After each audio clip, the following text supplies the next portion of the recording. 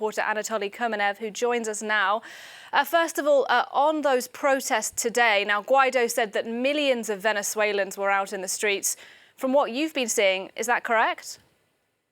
It was pretty underwhelming, given Guaido's promise that this would be the largest march in history. It was a respectable turnout, thousands of people in Caracas, massive rallies in provincial cities across the country, but it wasn't as big as he needed it to be after a failed uprising yesterday. It was more of a same style of protest that we've seen in the failed attempts to dislodge Maduro in 2014, 2017.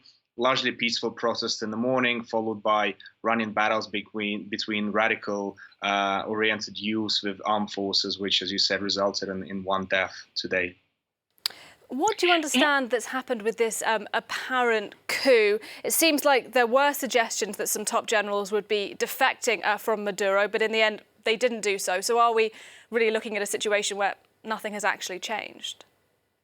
There are indications that the opposition believed that they reached an accord with senior members of the military of Maduro's administration, and that fell through at the last minute. What is not clear is whether the opposition has been tricked into sort of opening their cards too early, or whether the official just backed out at last minute for unknown reasons. But we are where we started. Both sides have been weakened by the events of the last few days. Guaido has relied on protests that haven't produced the results, and Maduro has been shown to be vulnerable. There have been at least one senior general, head of intelligence services, that has flipped, that have gone over to Guaido.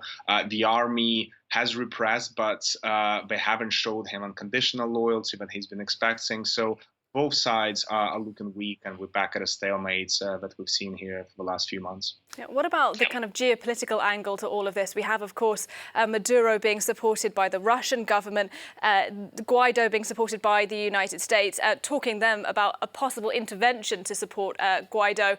How do people where you are in Caracas feel about the possibility of a potential American intervention?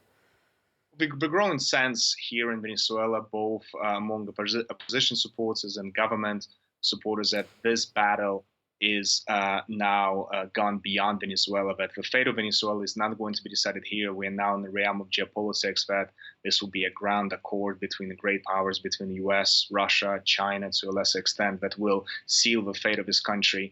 Some of it is fatalism, some of it is people just losing hope after years of protest and 3 months of Guaido's parallel governments. But yes, there is a growing resignation here that whatever they do here in Venezuela doesn't matter, but it's all now up to America and Russia to decide according to their own needs. Anatoly Kumenev talking to us there live from Caracas this morning. Thank you very much indeed for bringing us up to speed.